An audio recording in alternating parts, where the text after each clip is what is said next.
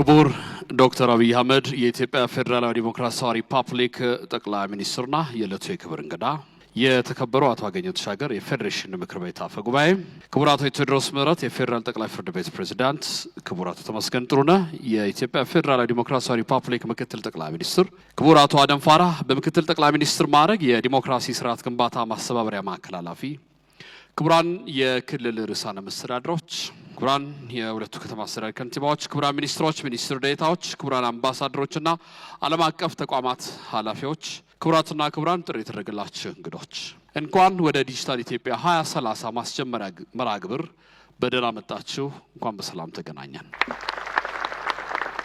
ህዳር 20 2018 ዓ.ም የዲጂታል ኢትዮጵያ 2030 ስትራቴጂ በሚኒስትሮች ምክር ቤት ጸድቆ ወደ ትግበራ መግባቱ ይታወቃል።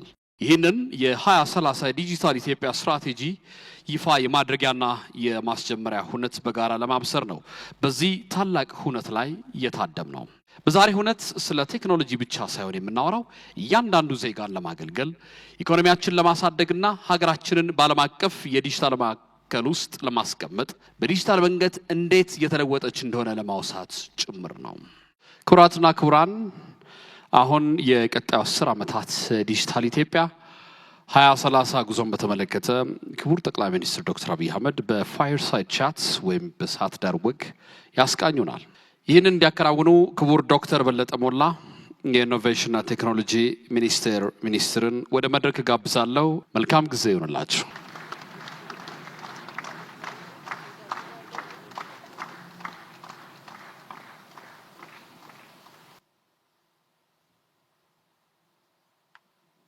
ክቡር ጠቅላይ ሚኒስትር፣ ክቡራትና ክቡራን፣ ሁሉም ፕሮቶኮል እንደተጠበቀ እንዴት ዋላችሁ?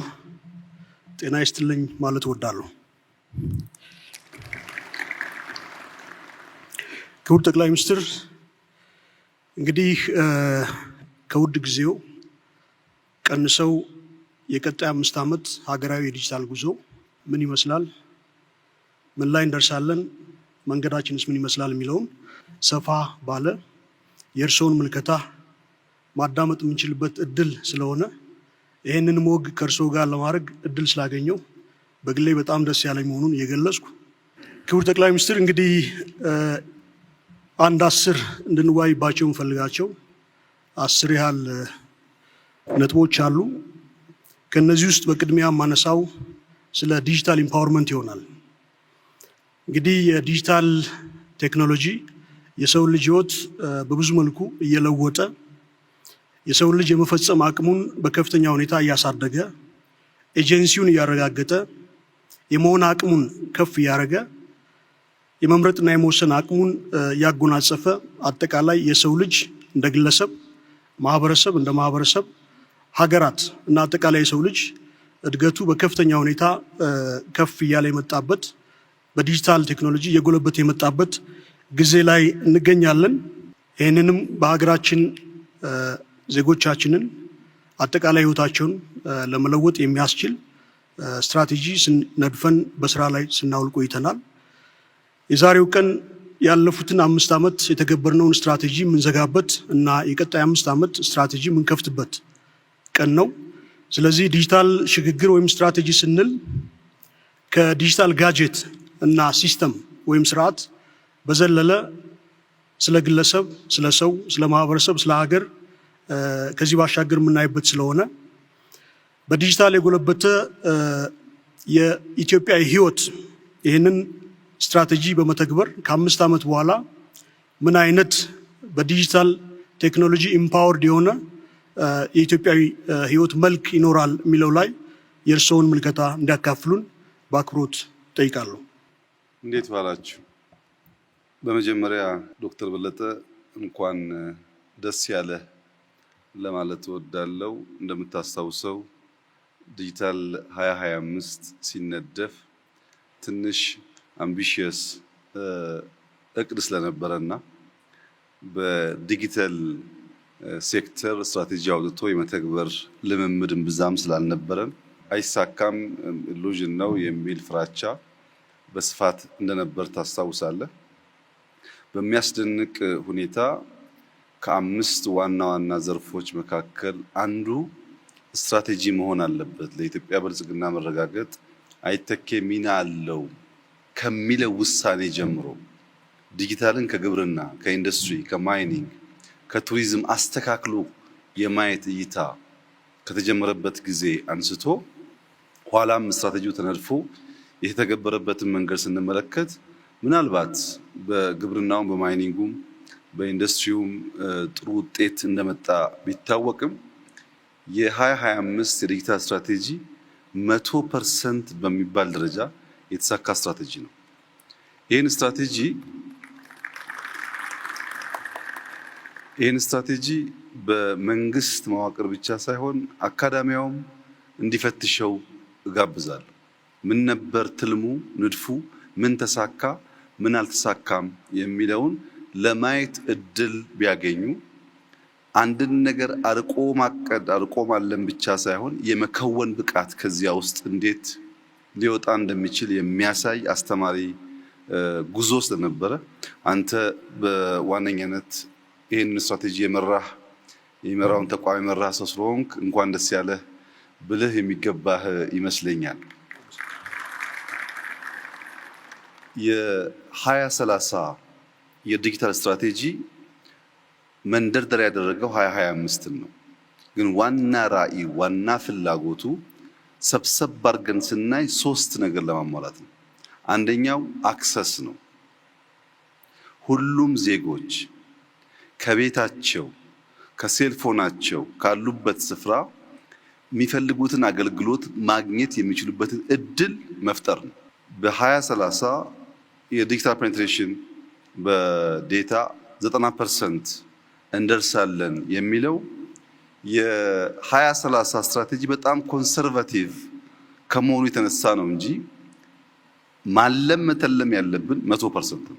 ምክንያቱም 90% ሰው አክሰስ ኖሮት 10% ዜጋ አክሰስ ከሌለው መንግስት ወዶና ፈቅዶ 10%ቱ ከኋላ ይቅር ግድ የለም ብሎ አምኗል ማለት ነው። ዜጎች እኩል እድል እኩል ሰርቪስ ማግኘት እንዲችሉ የመጀመሪያው ትልሙ አክሰስ ነው። ሁለተኛው ኦፖርቹኒቲ ነው። ኢኳል ኦፖርቹኒቲ ባልሰጠንበት መስክ ባልሰጠንበት ሁኔታ እኩል ተጠቃሚ መሆን አይቻልም። በጾታ ወይም በአካል ጉዳት ምክንያት ወይም በርቀት ምክንያት ዜጎች ሊያገኙ የሚገባውን እድል እኩል የሚያመቻች ስርዓት መፍጠር ያስፈልጋል። ይሄ ዲጂታል 2030 አንዱ እንዲያሳካ የሚፈልገው ነገር ኢኳል ኦፖርቹኒቲ ለዜጎች መስጠት ነው። ምን ማለት ነው? እዚህ ሰበታ ያለ አንድ አርሶ አደር እና ቀብሪ ዳህር ያለ ወይም ሽራሮ ያለ አንድ አርሶ አደር ስለ ዌዘር ያላቸው መረጃ የተለያየ ከሆነ በቅርበት ያለው የሚያውቅ በርቀት ያለው የማያውቅ ከሆነ በኢንፎርሜሽን እጦት ምክንያት ምርታቸው ሊበላሽ ይችላል። ካመረቱ በኋላ ገበያን በሚመለከትም እኩል መረጃ ማግኘት የማይችሉ ከሆነ በመረጃ እጥረት ምክንያት አንደኛው ገበሬ የለፋበትን ዋጋ አያገኝም፣ አንደኛው ገበሬ የለፋበትን ዋጋ ያገኛል። እዚህ አንደኛው አክሰስ ነው፣ ሁለተኛው ኦፖርቹኒቲ ነው። ሶስተኛው እና ዋነኛው ነገር ትረስት ነው። በዜጎችና በተቋማት መካከል ትምምንን ካልፈጠረ ለምሳሌ ሞባይል ይዞ ሰው እቺ ሞባይል ብሬ እንዳሰርቅብኝ በሞባይል መኒ በቴሌብር አልጠቀምም የሚል ዜጋ ካለ ሞባይል ሰራቂ ሳትሆን አመቻች መሆኗን ማሳመን ያስፈልጋል። በተቋምና በዜጎች መካከል ትምምን ካልተፈጠረ የገንዘብ ትራንዛክሽን፣ መማር ማስተማር፣ ስለ ጤና ዳታ መስጠት፣ ደፍሮ ለስራ አፕላይ ማድረግ፣ ፐርሰናል መረጃን በክላውድ ላይ ማስቀመጥ የመሳሰሉ ጉዳዮች የሚታሰቡ አይደሉም። እንደኛ ባለ ማህበረሰብ በጥርጣሬ በስጋት በኮንስፒሬሲ የተሞላ በሚሆንበት ሰዓት ቴክኖሎጂ አሳላጭ መሆን ተስኖት የሚፈራ ከሆነ ዜጎች የማያምኑበት ከሆነ የምናስበውን ነገር አያሳካም። የዲጂታል 2030 የአክሰስ ኦፖርቹኒቲ እና ትረስት ተደምረው አንደኛ ስራን መፍጠር አለባቸው። ለዜጎች በርከት ያለ የስራ እድል መፍጠር አለባቸው። ሁለተኛ ለሀገር እድገት ማረጋገጥ አለባቸው። ማደግ አለብን። ስራና እድገት ብቻውን ግን በቂ አይደለም። ሉዓላዊነት የምንለው ነገር ደግሞ የሚያረጋግጥ መሆን አለበት። በዚህ ዙሪያ ላይ ነው ዲጂታል 2030 የኢትዮጵያን ብልጽግና ከሚያረጋግጡ ዋና ዋና ፒላርስ ወይም ሴክተር ሆኖ ያገለግላል ተብሎ በመንግስት የታሰበው በትብብር በጋራ ይህንን ራዕይ እንደምናሳካ ሙሉ እምነት አለኝ። አመሰግናለሁ። እንግዲህ የዲጂታል ሽግግር እውን ይሆን ዘንድ አስቻይ ከሚባሉ እና ቁልፍ ሚና ከሚጫወቱ ጉዳዮች ውስጥ አንደኛው የመብራት ኃይል ነው። እንግዲህ ሀገራችን ከፍ ያለ አቅም ያለው የመብራት ኃይል ያመነጨች ትገኛለች። ግን ደግሞ ይሄንን በመላው ሀገሪቱ እንዲሰራጭ ለሁሉም ዜጎች ለሀውስሆልድ ሁሉ ተደራሽ እንዲሆን የማረጋገጥ ቀጣይ ስራ ይኖርናል። እንደ ሀገር 2030 ስትራቴጂ እንግዲህ የመብራት ኃይልንም የኢንተርኔት ኮኔክቲቪቲንም ዋና መሰረት አድርጎ ከለያቸው ጉዳዮች ውስጥ ናቸውና የእነዚህን ተደራሽነት በአጠቃላይ በሀገራችን ለማረጋገጥ ምንችልባቸው ሂደቶች ምን ይመስላሉ? እዚህ ላይ የእርስዎ ምልከታ እንዲሰጡ ነው። የዩኒቨርሳል አክሰስ ጉዳይ ቅድም ካስቀመጥኩት ከራዕዩ ጋር በእጅጉ የተቆራኘ ጉዳይ ነው። በራዕዩ አክሰስ ኦፖርቹኒቲ እና ትረስት ያልነው ጉዳይ የሚሳካው ሁለት ወሳኝ ፋውንዴሽኖች ሲሟሉ ብቻ ነው። አንደኛው ኤሌክትሪክሲቲ ነው። ኤሌክትሪክሲቲ ማለት አሁን ላለው ሁሉ ቴክኖሎጂ ምግብ ማለት ነው። ምግብ ሳንሰጥ ቴክኖሎጂውን መጠቀም አንችልም። ለምሳሌ ስልክ ምግቡ ኤሌክትሪክ ነው። መኪና ምግቡ ኤሌክትሪክ ነው። ድሮን ምግቡ ኤሌክትሪክ ነው። በጣም የምንጠቀምባቸው አብዛኛው ጋጀቶች የሚመገቡት ኤሌክትሪክ ነው። ምግቡን ከልክለን ጋጀቱን ብንሰጥ ሰው መጠቀም አይችልም። ኤሌክትሪክ አሁን ላለው ቴክኖሎጂ ምግብ ስለሆነ ምግብ በበቂ ደረጃ ያልተሰጠው ማንኛውም ቴክኖሎጂካል ውጤት የሚጠበቅበትን ሰርቪስ አይሰጥም። ለምሳሌ መኪና ለአንድ አርሶ አደር ባቀርብለትና ያም መኪና ቻርጅ ማድረግ ባይችል ወይም ትራክተር ባቀርብለትና ትራክተሩ በኤሌክትሪክ የሚሰራ ሆኖ ቻርጅ ማድረግ ባይቻል ወይም ፕሮዳክቶች ለዴሊቨሪ ቅድም ሞተር ሳይክል አይመረጥም ተብሏል። በድሮን ዴሊቨር ማድረግ ብንፈልግ እና ቻርጅ ማድረግ ያለብን በኤሌክትሪክ ቢሆን በኤሌክትሪክ እጦት ምክንያት ትራክተሩም፣ መኪናውም፣ ሴልፎኑም፣ ቴሌቪዥኑም፣ ፍሪጅተሩም እያለ ሰው ሊገለገል አይችልም።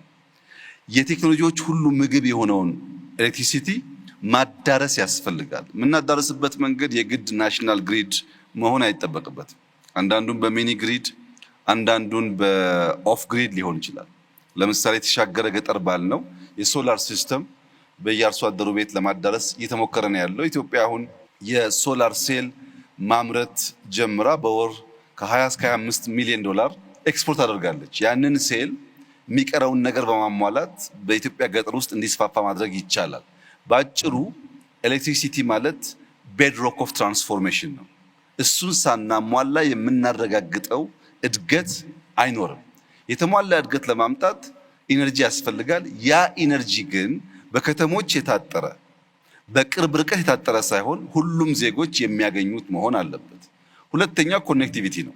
በርከት ያሉ ከተሞች 4G 5G አክሰስ ማድረግ ጀምረዋል። ኮኔክቲቪቲ ግሬት ኢኳላይዘር ነው ይባላል። አንድ ሰው ኮኔክትድ ሲሆንና ኮኔክትድ መሆን ሲሳነው እኩል እድል ማግኘት ስለማይችል ቅድም ያልኩት ኦፖርቹኒቲ አይመጣም ማለት ነው። አንድ ሰው ዳታ አለው፣ አንድ ሰው ዳታ የለውም። በዚያ ምክንያት በርካታ መረጃዎች፣ እውቀቶች እና ዳታን ኤክስቼንጅ የሚያደርግባቸው ስርዓቶች ሊያጣ ይችላል። እና ኮኔክት የምናደርግበት መንገድ የ4G እና የ5G እንደተጠበቀ ሆኖ ሪሞት በሆኑ ኤሪያስ በቀላሉ በፋይበር ኦፕቲክስ የማንደርስባቸው ከሆኑ አሁን የምንጠቀምባቸው ቢቲኤሶች የማንደርስባቸው ከሆነ የሳተላይት አማራጭ የምንጠቀምበትን መንገድ መከተል ያስፈልጋል። አብዛኛው እንዳያችሁት በጣም ኢምፕሬሲቭ ውጤት የታየበት ቢሆንም ከእቅድ አንጻር ግን አምቢሽየስ መሆን አለብን። በሚቀጥሉት 5 ዓመታት ኢትዮጵያ 100% ኮኔክት ማድረግ አለብን። ይቻላል። እንደሚቻል አምነን ኮኔክት ካላደረግን በስተቀር ዜጎች እኩል እድል ማግኘት አይችሉም። እኩል እድል አግኝተው አይማሩም። እኩል እድል አግኝተው አይታከሙም። እኩል እድል አግኝተው ስራ አያገኙም። እኩል እድል ያላገኘ ዜጋ ደግሞ 130 ሚሊዮን ሰዎች አሉኝ ተብሎ ሊቆጠር አይገባውም። እኩል እድል ማግኘት አለበት። ያ እንዲረጋገጥ ኤሌክትሪክ እንደ ምግብ፣ ኮኔክቲቪቲ ደግሞ እንደ ኢኳላይዘር ተወስዶ አግሬሲቭሊ ልንሰራበት የሚገባ ሴክተር ነው። ይህንን ስናሳካ እና ደግሞ ዕውቀት ስንጨምርበት ነው ያልነውን ትልም በተሟላ መንገድ ልናረጋግጥ የምንችለው። 2030ን ስንፈጽም የተለወጠ ኢትዮጵያዊ ህይወት እንዲታይ ይጠበቃል።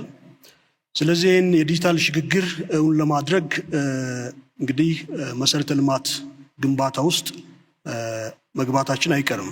የጀመርናቸውን አስፍተን የገነባ እንሄዳለንና ይህንን ሽግግር ለማስቻል የትኞቹ መሰረተ ልማቶች ይሆናሉ ልዩ ትኩረት እና ኢንቨስትመንት አቅጣጫ የሚያርፍባቸው? እዚህ ላይ ሀሳቡን እንዲሰጡን። የዲጂታል መሰረተ ልማት በሚመለከት በሁለት ከፍለን ማየት እንችላለን። አንደኛው ዲጂታል ፐብሊክ ኢንፍራስትራክቸር ወይም ዲፒአይ የሚባለው ነው። ሁለተኛው ደግሞ ኬፒአይ የሚባለው ነው፣ ኪ ፐብሊክ ኢንፍራስትራክቸር የሚባለው ነው። ኬፒአይ የሚባለው የሎ ኢንፎርስመንት ሲስተም ሊሆን ይችላል፣ የመንግስት የተለያዩ ሲስተሞች ሊሆኑ ይችላሉ። አሁን እኛ የምናተኩረው የዲፒአይ ላይ፣ ዲጂታል ፐብሊክ ኢንፍራስትራክቸር ላይ።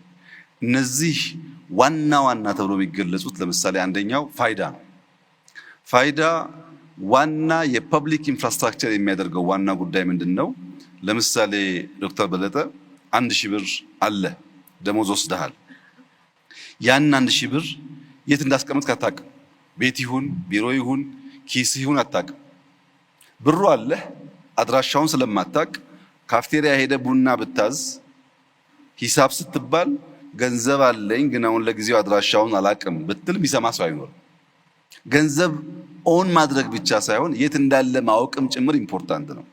130 ሚሊዮን እንዳለን መናገር ሳይሆን እያንዳንዱ ዜጋ የት እንዳለ፣ ምን እንደሚሰራ፣ በምን እንደሚተዳደር ካላወቅን ስራ የለም ስራ አለ፣ ንግድ አለ ወይ ንግድ የለም፣ ሰው ይማራል አይማርም፣ የጤና ችግር አለ፣ የምታውቅበት ምንም መንገድ የለም።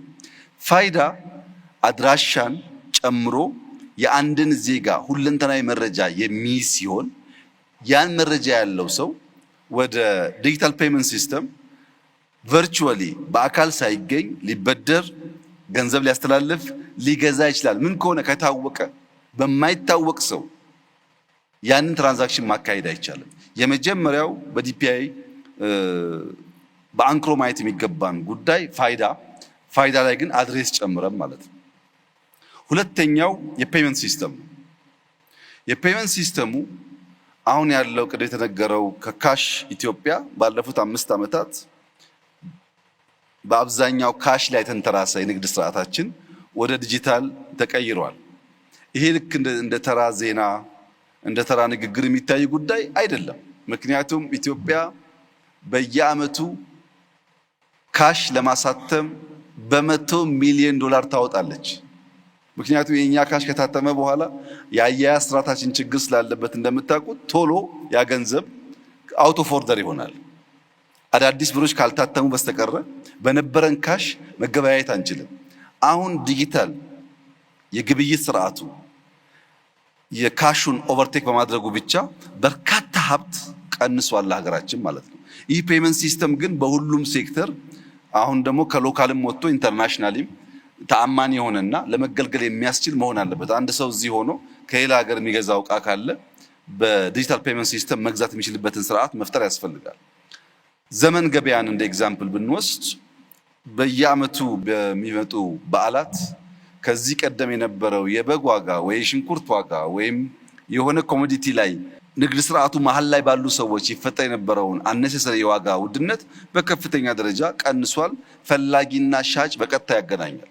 ዘመን ገበያን ብናስፋፋ በየቦታው ስቶሬጅ ቢኖረን 1 ሊትር ውሃ ከሚያወጣው ዋጋ በላይ እንዳይሸጥ ለመከላከል ያስችላል እና ዲጂታል ፔመንት ሁለተኛው ክሪቲካል ኢንፍራስትራክቸር ነው።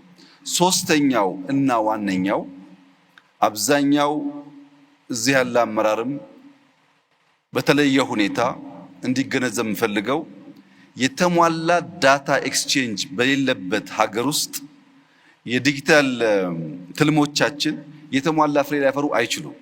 ባለፉት 5 ዓመታት ከሞላ ጎደል ሁሉም ተቋም ዌብሳይት አለው፣ ሂውማን ሪሶርስ ማኔጅመንት የሚያደርግበት ሲስተም አለው፣ አንዳንድ ሰርቪስ ፕሮቫይድ የሚያደርግበት ሲስተም አለው። ግን የኤክስ ሚኒስተር ሲስተም እና የዋይ ሚኒስተር ሲስተም አይናበቡም። እኔ ዲጂታል ፋይዳ እያለኝ ውጭ ጉዳይ ሄጄ የምገለገልበትን ሰርቪስ ገቢዎች ሄጄ ከምገለገልበት ጋር አንድ ስላልሆነ ዳታ ኤክስቼንጅ ስለሌለ በእያንዳንዱ ተቋም በእነሱ ፍላጎትና ስርዓት ልክ ነው የምገናኘው። ይሄ ደግሞ ቅድም ተባለው ሰው ሴንተር አይደለም። ሰው ሴንተር ነው ሲስተም የሚሰባሰበው የዳታ ኤክስቼንጅ ካለ ነው። ከሶቨሬኒቲ አንፃር አንድ ኤግዛምፕል ልጨምር። ኢትዮጵያ ውስጥ አንዳንድ ሰዎች እንደ መንግስት ሹም በዲፕሎማቲክ ፓስፖርት ዴሊጌሽን ውስጥ ተካተው ይመጣሉ። ዶክተር በለጠ የሚባል ሰው ከሆነ ሀገር ሚኒስተር ተብሎ ይመጣል። ከ6 ወር በኋላ በግል ፓስፖርት ዶክተር በለጠ ቪዚተር ሆኖ ይመጣል። መጥቶ ለምሳሌ ባሌ መሄድ እንደ ባለስልጣን ካልቻለ እንደ ቱሪስት ባሌ ደርሶ የፈለገውን ነገር ወስዶ ይመለሳል። አሁን ባለው ቴክኖሎጂ በድሮን ብቻ በከርሰ ምድር ውስጥ ያለ ሀብት ለምሳሌ የወርቅ ክምችት ይታወቃል። መጥቶ ኢንቨስትመንት ስጠይቀው እናስብበታለን ብዬ መልሼው እንደ ፕራይቬት ቱሪስት መጥቶ ቱሪስት እንዲያልቅ ስለምንፈልግ እኛ እንጋብዛለን። መጥቶ አንድ ገጠር ሄዶ የካሜራ ድሮን ነው ያስኩት ብሎ በከርሰ ምድር ያለኝን ሀብት ለይቶ ከዚያ እንደ መንግስት መጥቶ እዚህ ጋ ነው ኩባንያ የሚፈጠረው የምፈልገው ቦታ ይሄ ነው ይለኛል። ለምን ያ ቦታ እንደፈለገን ያላቅ። አንድ ሰው መልኩን ቀይሮ ስሙን ቀይሮ አድራሻውን ቀይሮ ሊመጣ ስለሚችል በውጭ ጉዳይና በኢሚግሬሽን መካከል በኢሚግሬሽንና በፖሊስ መካከል በፖሊስና ቱሪዝም ሚኒስቴር መካከል የዳታ ኤክስቼንጅ አለ ማለት ምንም መልኩን ቢቀይር ሰው መጥቶ ሊያታለን አይችልም ማለት ነው። ያም ማድረግ ካልቻል ውጭ ጉዳይ የከለከለውን ቱሪዝም ለምኑ ያመጣዋል። ቱሪዝም ለምኑ ያመጣውን ኢሚግሬሽን የውጭ ጉዳይ ሲሆን የሚገለገልበት ሲስተም አለው። ለቱሪዝም ፐርፐስ ከሆነ ቀለል ሊያደርገው ይችላል። ቪዛው 3 ሳምንት ስለሆነ ዳታ ኤክስቼንጅን ካላረጋገጥን በቀር የምናስበውን የተሟላ ስርዓት አንፈጥርም። ሁለተኛው እያንዳንዱ ሚኒስትሪ እያንዳንዱ ተቋም ማየት ያለበት ሲስተም አለኝ ወይ የለኝም አይደለም። ሲስተሜ በኤአይ ሰፖርት የተደረገ ነው ወይ ዳይናሚክ ነው ወይ ብሎ ካላየ በቀር የዲጂታል ፐብሊክ ኢንፍራስትራክቸሮቻችን እያሉ እንደሌሉ ይሆናል። አሉ ግን የተሟላ ሰርቪስ አይሰጡንም። ያ እንዳይሆን የፋይዳን ጉዳይ አበክረን መስራትና ቅድም እንደተባለው 100% ማዳረስ ያስፈልጋል። የፔመንት ሲስተሞቻችን የሚናበቡ መሆን አለባቸው። ቴሌብር ብቻ ሳይሆን ሁሉም። ሶስተኛው ዳታ ኤክስቼንጅ በባንኮች መካከል፣ በመንግስት ተቋማት መካከል፣ በመንግስትና በግል በተለየ የዳታ ሌየር መካከል ኤክስቼንጅ ማድረግ ካልቻል ዲጂታል የኢትዮጵያን ኢኮኖሚ የሚያግዝ መሆን አይችልም። ማኑዋል የነበረውን ነገር በኮምፒውተር ማድረግ ብቻ በቂ አይደለም። ዳይናሚክ መሆን አለበት እና ዲፒአይ ላይ ሶስቱን እንደምሳሌ ብንወስድ በጣም ክሪቲካል ተብሎ ሊታዩ ይችላሉ። የዲጂታል ሽግግርን በማረጋገጥ ሂደት ውስጥ ከሚገጥሙ ተግዳሮቶች ውስጥ አንዱ የዲጂታል ወረርሽኝ የሚባለው ነው፣ ወይም የዲጂታል ጣጣ ልንለው እንችላለን። ብዙ ምርታዎች ያሉት እንደመሆኑ ያህል የሰው ልጅ አቅም በከፍተኛ ሁኔታ ከፍ የሚያደርግ ምርታማነትን የሚጨምር እንደሆነ ሁሉ ዲጂታል ቴክኖሎጂ አብሮ ይዟቸው ከሚመጡ ችግሮች ውስጥ እንግዲህ እንደ ዴታ የመረጃ ማጭበርበር፣ የመረጃ ጉዳይ አጠቃላይ እንደ ፌክ ኒውስ የምንለው እንዲሁም የሳይበር ቡሊንግ፣ ሳይበር ክራይም የምንላቸው በርካታ ተያያዥ ቻሌንጆች አሉና ወጣቶቻችን አጠቃላይ ህዝባችን ዜጋችን ወደ ዲጂታል ስርዓት ውስጥ እንዲገባ ትልም እያስቀመጥን ነው። ወጣቶቻችን ተጋላጭነታቸውን ለመቀነስ ወይም የሳይበር ክራይም ተጠቂ እንዳይሆኑ፣ የሳይበር ወረርሽኝ ተጠቂ እንዳይሆኑ በተለያየ አግባብ እነሱን እንዴት ልንከላከል እንችላለን ብለው ያስባሉ? ይሄ እንዲያካፍሉ። የሳይበር ሴኩሪቲ ጉዳይ ዛሬ ለምናወራው ጉዳይ በጣም ኢምፖርታንት ቢሆንም አጠቃላይ እድገት ፕሮግረስ የሚባለው ጉዳይ ፕሮግረስ ዊዛውት ሴኩሪቲ ፕሮግረስ አይደለም። ለምሳሌ ሰው በእግር ሲሄድ የነበረበትን መንገድ ዛሬ መኪና ገዝተንለት በእግር 20 ዓመት በሰላም ሲመላለስ የኖረ ሰው መኪና በመያዙ ምክንያት ብቻ አደጋ ደርሶበት የሚሞት ከሆነ ቢቀርበት ነው የሚሻለው መኪናው። ወይም በካሽ ስንገለገል ምንም ችግር ሳይገጥመን ቆይቶ ወደ ቴሌብር ስንገባ ብራችን የሚዘረፍ ከሆነ ቴክኖሎጂ ቢቀር ነው የሚሻለው። ሴፍቲ ሴኩሪቲ በጣም ኢምፖርታንት ኤሌመንት ነው። ከኬፒአይ አንጻር የተወሰደ እንደሆነ ቅድም ተገለጸው በሰርት እና በሳይበር ዲፌንስ 24/7 የኢትዮጵያን የዳታ ትራንዛክሽን መከላከል የሚያስችል ቁመና እየተፈጠረ ነው ያለው። ይሄ ቁመና ቋሚ አይደለም። ኢንሳን ከጀመርን አመታት ተቆጥሯል። በአፍሪካ የተሻለ የሳይበር ሴኩሪቲ አቅም ያለው ተቋም ነው። ግን በየቀኑ እያደገ ካለው አውድ ጋር አብሮ ካላደገ የአታክ ስርዓቱም ስለሚለያይ አደጋ ሊያስከትል ይችላል። ከኛ የሳይበር ሴኩሪቲ ተቋም ምን እንጠብቃለን የተባለ እንደሆነ አንደኛ ሲስተሞቻችን ፕሮቴክት ማድረግ አለባቸው።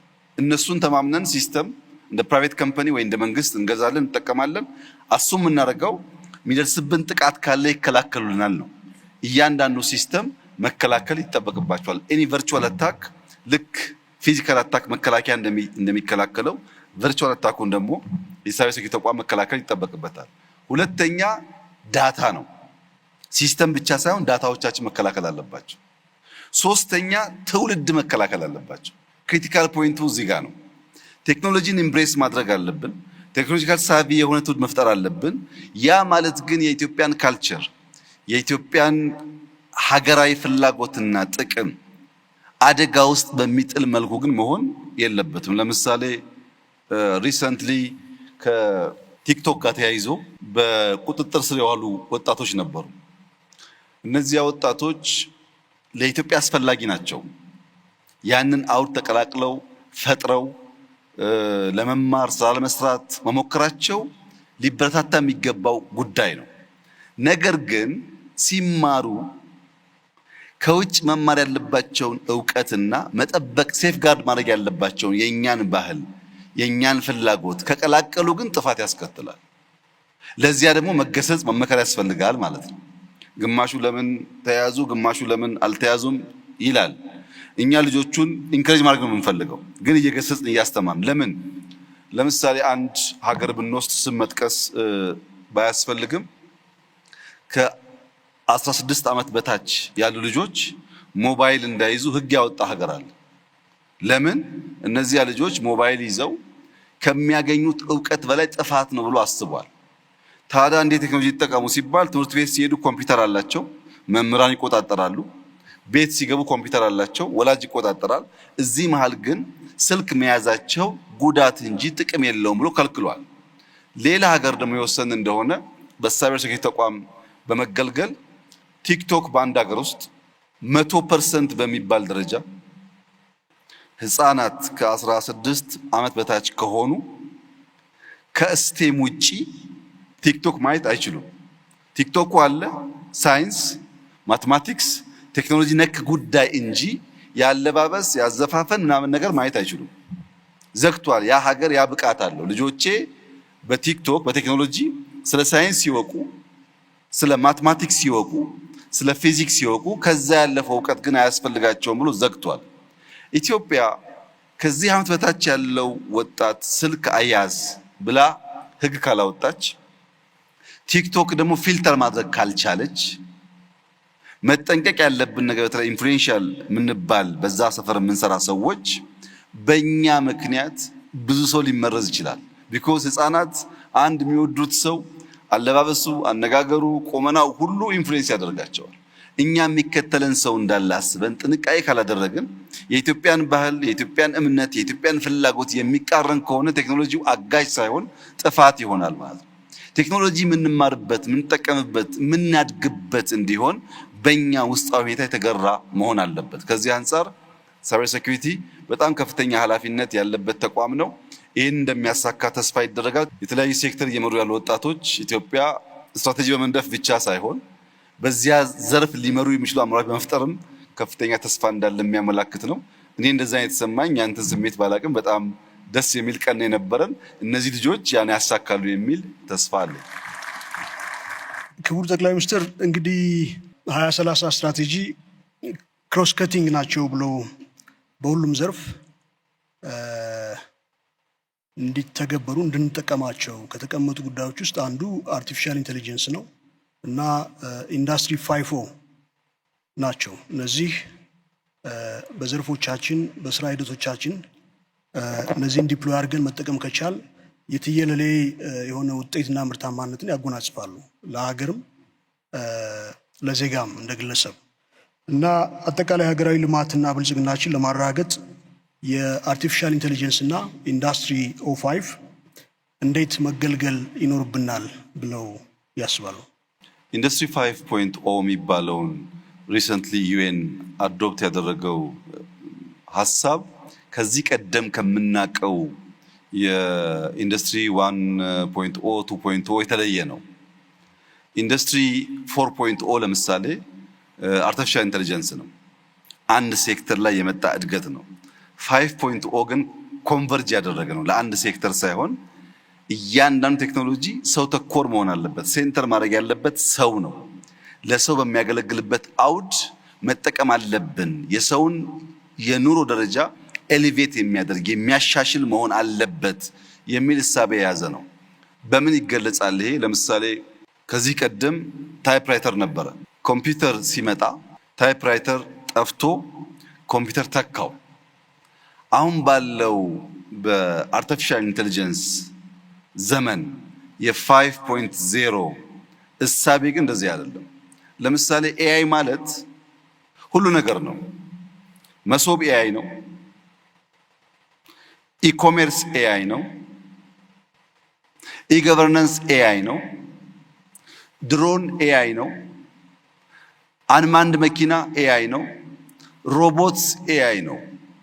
የሆነ ሴክተር ለመመለስ የመጣ ሳይሆን ለአንተ ፍላጎት የመጣ ነው። ለምሳሌ አንተ እድሜ ጠና ያለ ሆኖ ዋናው ችግርህ ቤትን የሚያጸዳልህ ሰው ከሆነ የምትገዛው ሮቦት ያንተ የአርቲፊሻል ኢንተለጀንስ ሶሉሽን የቤት ጽዳት የሚያጸዳ ብቻ ይሆናል። ኦር አንድ አርሶ አደር በጣም ሰፊ ማሳ አርሶ ማሳውን ከሌቦች ወይም ከዝንጀሮ መጠበቅ ከዚህ ቀደም ታከውነ በገጠር ልብስ አልብሰው አርሶ አደሮች ልክ እንደሰው ያቆማሉ አይደለም? አውሬ እንዲያይ ማለት ነው። አሁን የምትገዛው ሮቦት ግን ኤአይ የሚሰጥ ሶሉሽን ይሄን ችግር ስታቀርብለት ሮቦት ነው። በየሆነ ዲስታንስ ቆሟል። ማታ ላይ ድምፅ ሲሰማ፣ ኮቴ ሲሰማ፣ እንቅስቃሴ ሲያይ አውቶማቲካሊ መብራት እንዲያበራ ካዘዘው አርቲፊሻል ኢንተለጀንስ መብራት ያበራል። መብራት በሚያበራበት ሰዓት ሌባም ይሁን አውሬ ከመጣ ይደነግጣል። መብራቱ መልሶ የሚጠፋው የሚስጥር ኮድ ለሲስተሙ ከሰጠው ብቻ ነው። ለምሳሌ በለጠ ነኝ ካልከው ይጠፋል፣ ካላልከው አይጠፋም። ያን የሚስጥር ኮድ የማያውቅ ሌባ ከመጣ ዝንጀሮ ከመጣ ይበራበታል፣ ሊበላ አይችልም ማለት ነው።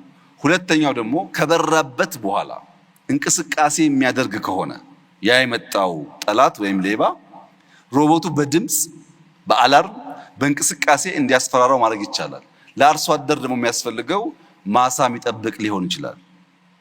ለአንደኛው ደግሞ በመኪና ተንቀሳቅሶ ምርቱን ከተማ የሚያደርስ ሊሆን ይችላል። በአንደኛው ደግሞ ያመረተው ምርት በአየር ላይ ድሮፕ የሚያደርግ ድሮን ሊሆን ይችላል። ኤአይ ይዞ የመጣው ሶሉሽን ከዚህ ቀደም እንደምናውቀው ጋሪም ወደ መኪና ወይም ታይፕራይተር ወደ ኮምፒውተር ሳይሆን የሰው ልጅ ለሚፈልገው ለራሱ ጥያቄ ለራሱ ችግር መፍትሄ አምጪ ነው። አሁን የኛን ኤአይ ብትወስድ ታስታውሳለህ፣ አንተም የዛሬ 5 ዓመት ገደማ የኤአይ ተቋም ያስፈልገናል ሲባል ምንም የአፍሪካ ሀገር እኛ በጀመርንበት ደረጃ የኤአይ ኢንስቲትዩሽን መፍጠር ያሰበ የሞከረ አልነበረም። የኤአይ ስትራቴጂ የፈጠረ ሀገር አልነበረም። እኛም ውስጥ አከራካሪ ጉዳይ ነበር፣ ለምን ያስፈልጋል የሚል። ኤአይ ባይኖር ኖሮ ሁላችሁም እንደምታውቁት ኢትዮጵያ ውስጥ የመጡ መንግስታት ወይም የመጡ ሹመኞች በሙሉ ስለ ሲቪል ሰርቪስ ሪፎርም ያላወራ መንግስት የለም። በየጊዜው ነው የምንሰማው ሲቪል ሰርቪስ ይባል። መሶብን መፍጠር የቻለ ግን የለም። ለምን? ኤአይ አልነበረማ። ኤአይ መሶብን ፈጠረና ያ የረጅም ጊዜ ትልሞቻችን አሁን ባለበት ደረጃ እንዲሳካ አስቻለ። ሁለተኛ መላን ብትወስድ አንተ እንኳን በደንብ ታውቀዋለህ። መላ ኢትዮጵያ ህዝብ እንዲያውቅ የምፈልገው መላ በኤአይ የተሰራው ልክ እንደ ዲፕሲክ ወይም ቻት ጂቲፒ ያለው ቱል በያዘው ይዘትና አቅም ደረጃ ከቻት ጂቲፒ በምንም አያንስም። ኢትዮጵያዊ ከመሆኑ ውጭ በሲስተሙ ብቃት በምንም አያንስም። እንደ እድል ሆኖ ኢትዮጵያውያን የተሰራው ውጭ ከሆነ የምናምን ውስጥ ከሆነ የምንጠራጠር ስለሆነ ካልሆነ በቀር መላን መጠቀም እየተቻለ ዲፕሲክ መጠቀም አያስፈልግም። ለምሳሌ እኔ በብዙ ጉዳዮች የምገለገልበትን የሚያግዘኝ ሲስተም መላ ነው። መላ ዲፕሲክ የሚሰጥህን ቫልዩ ያክል ሊያቀርብልህ ይችላል። ውስንነት አለበት ከዳታ አንጻር። ያን ዳታ ቅድም ባልኩት ኤክስቼንጅ መጨመር ያለብን ነገር ያለ ቢሆንም እና የኢትዮጵያ አርቲፊሻል ኢንተለጀንስ በቅርቡም በጣም ሻል ያለ ደረጃ የደረሱ ሀገራት መጥተው ሲያዩ እንደሰማሁት በብዙ ሀገራት እንደሚቀርበው ጥያቄ ምንም ጥርጥር የለውም የኢትዮጵያን የእድገት ጉዞ ሊፍሮግ ከሚያደርጉ በጣም ኢምፖርታንት ፒላር ኢምፖርታንት ቴክኖሎጂካል አቅም አንዱ ነው። ለምን አስፈለገ ያልከኝ እንደሆነ መከተል ሰለቸን። የመጣውን ሁሉ ስንከተል ኋላ ስለቀረን እንዲያ መከተል እንዳማረብን ከኛ ጋር እንዳይኖር ሊፍሮግ ለማድረግ የመደመር መንግስት እንዳስቀመጠው አንዱ መፍትሄ ኤአይ ነው። ኤአይ ኢትዮጵያ ውስጥ ልጅ ጀማሪ ተቋም ቢሆንም ባስገኘው ውጤት እና እንደምታውቀውም ባለው ሄድኳርተር በጣም አስደማሚ ደረጃ የደረሰ ተቋም ነው። ይህን ሁሉም ሰው መጠቀም ከቻለ ሁሉም ሰው ማገዝ ከቻለ ኤአይ እና የፕራይቬት ሴክተር ተሳስበው የሚሰሩ ከሆነ ምንም ጥርጥር የለውም የምናስበውን ምርታ ያመጣል። ሰው ተኮር ሆኖ መፍትሄ ያመጣል። 5.0 በተሟላ መንገድ ሊሳካ የሚችለው ለእያንዳንዱ የሰው ልጅ ችግር መፍትሄ አምጪ ቴክኖሎጂ ሲኖር ያ ደግሞ ኤአይ ነው ለማለት ነው። በውይይቶቻችን ሁሉ ማዕከላዊ ቦታ ከሚወስዱ ጉዳዮች ውስጥ አንዱ ዳታ ነው። ደጋግመን ጠቅሰዋለን። ዳታ መረጃ እንላለን እና የዲጂታል ኢኮኖሚ የዳታ ኢኮኖሚ ተብሎ ይወሰዳል፣ ወይም በዳታ ላይ የሚገነባ ኢኮኖሚ ነው። እንግዲህ የዲጂታል ቴክኖሎጂ እና የዲጂታል ኢኮኖሚ ሽግግር አውዳዊ ትርጓሜያቸውን ከለወጣቸው ጉዳዮች ውስጥ አንዱ ሉዓላዊነት የምንለው ኮንሰፕት ነው። እንግዲህ ትራዲሽናሊ ሉዓላዊነት ስንል በአመዛኙ የሚመጣው የሀገር ዳር ድንበር ጋር በተያያዘ ጉዳይ ነበር። አሁን ላይ ደግሞ ሀገራት የዲጂታል ቴክኖሎጂ ሲስፋፋ እዛ ዲፕሎይመንት ውስጥ ሲገቡ እዛ ኢንቨስትመንት ውስጥ ሲገቡ ሉዓላዊነታቸው በተለያየ መልኩ ሊደፈር ይችላል። ስለዚህ ዳታ ማለት ሁሉም ነገር ነው፣ ኢኮኖሚ ነው። ኢኮኖሚ የሚቆምበት መሰረት ነው ካልን ዳታን የምናመነጭበት፣ የምናከማችበት፣ ማኒፑሌት ወይም አናላይዝ የምናደርግበት ሂደቶቻችን ሁሉ ቁጥጥር ይፈልጋሉ ማለት ነው እና እንግዲህ አግሬሲቭሊ ወደ ዲጂታል ኢኮኖሚ ግንባታና ሽግግር ውስጥ እየገባ እንደመሆናችን መጠን የዳታ ሉዓላዊነታችን እንድንጠብቅ ከዚህ ጋር ምን ምን ጉዳዮች መደረግ አለባቸው ብለው ሀሳብ ይሰጡናል። ሶቨርኒቲ ዳይናሚክ ነው። ሶቨርኒቲ በዘመን መካከል ቋሚ አጫዋች ኖሮት አያውቅም። የዛሬ 100 ዓመት ሰዎች ሉዓላዊነት ሲሉ መሳሪያ የታጠቁ የተደራጁ ሰዎች መጥተው መሬታቸውን ድንበራቸውን ሲወስዱባቸው ነበረ። አሁን ከሌላ ኮንቲነንት ተደራጅቶ ወቅቱ መሬት የሚወስደው የለም። ያ ሶቨርኒቲ ያለፈበት። ቀጥሎ የመጣው እንደምታስታውሰው በቀዝቃዛው ጦርነት ጊዜ የአይዲዮሎጂ ወረራ ነበረ። ኢትዮጵያውያን የተጋደሉት፣ ኢትዮጵያውያን ተቋሞቻቸውን ያፈረሱት፣ ኢትዮጵያውያን የተጨቃጨቁት ምንም በማያውቁት አይዲዮሎጂ ነው። ሰው ሜር ሲሰማ ሰሙ፣ ኢምፖርት አደረጉ፣ ሲፋጁ ከረሙ። ምን አገኘንበት? ያው የሚታወቅ ነው። ይቅርብን በእኛ ሁኔታ በእኛ ሀሳብ የተባለበት ዋናው ምክንያት ኢምፖርትድ ቶትስ ኢምፖርትድ አይዲዮሎጂ እንዳለ ሲመጡ ጥፋት ስላላቸው ነው። እሱ ሲቀንስስ ስንዴ መጣ። ስንዴ እየለመንክ ስንዴ የሚሰጥህ አካል እያለ እኔ ሶቨሬኒቲ ጠብቄያለሁ ማለት አትችልም። ምክንያቱም ሲፈልግ ስንዴ ይከለክልብሃል ማለት ነው። ለምሳሌ የዛሬ 3-4 ዓመት ገደማ ታስታውስ ከሆነ እምቦጭ የሚባል አረም የጣናን ሌክ ወረረው የሚል አከራካሪ በጣም ጩኸት ነበር። እሺ ጣና በድንገት በተፈጥሮ ጉዳይ ተፈጠረ እንበል። አሁን ደግሞ ኢትዮጵያ ውስጥ ያሉ ሐይቆች እየዞራችሁ ብታዩ ሁሉም ትናንሽ ሐይቆች ሳይቀሩ እምቦጭ አላቸው። ከየት መጣ ይሄ እምቦጭ? ማን ነው ቱሪስት ነኝ ብሎ መጥቶ እምቦጭ እያረጨብን የሚሄደው? እኛ እናውቅ ነው ወይስ እግር አውጥቶ ነው ከጣና ተነስቶ ዝዋይ ሐይቅ ድረስ እምቦጭ የሚሄደው?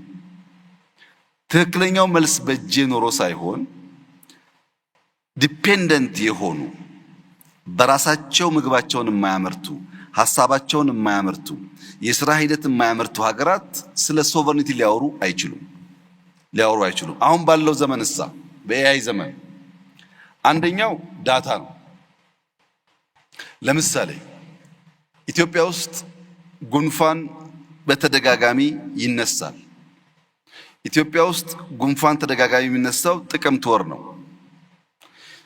ኢትዮጵያ ውስጥ ጉንፋን ተደጋጋሚ የሚነሳው በማዕከላዊ ኢትዮጵያ ነው።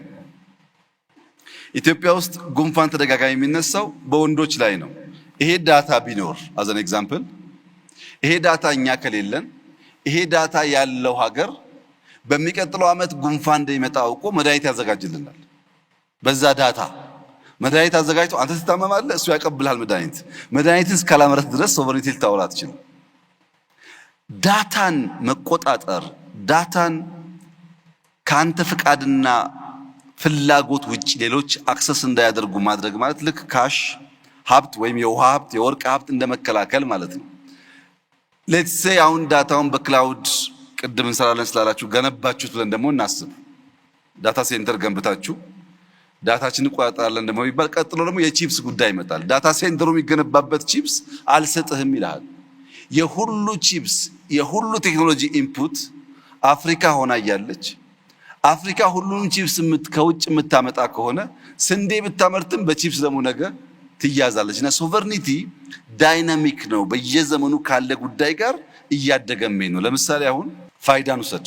ፋይዳ ሲስተም 30 ሚሊዮን ሰው ደርሰናል አለ። 30 ሚሊዮን ማለት አፍሪካ ውስጥ ከግማሽ በላይ የአፍሪካ ሀገራት 30 ሚሊዮን ፖፑሌሽን የላቸው። በአፍሪካ ሀገራት ሳይ ብትወስድ ሙሉ 100% ፖፑሌሽኖቻቸውን በፋይዳ አስተሳስረዋል ማለት ነው።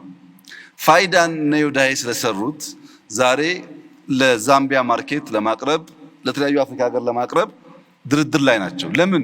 ቴክኖሎጂ ኦውን ስላደረግን። ቅድም ክቡር አቶ ቴዎድሮስ ምህረት ጋር እናወራ ነበረ። የፍርድ ቤት ስርዓታቸውን ኦቶሜት ስላደረጉ 2-3 የአፍሪካ ሀገራት መጥተው የእነሱን ሲስተም መግዛት ጥያቄ እያቀረቡ ነው። በሞባይል መኒ በቴሌብር በቅርቡ የኢትዮ ቴሌኮም ሲኦ ካሜሮን ነበሩ እንደምታስታውሰው። የእኛ ሞባይል መኒ እዛ ሊሸጡ የተነጋገሩ ነው ያሉት። በፋይዳ በፔሜንት ሲስተም መሶብ በርካታ ሀገሮች እየጠየቁ ያሉበት ዋናው ምክንያት ምንድን ነው?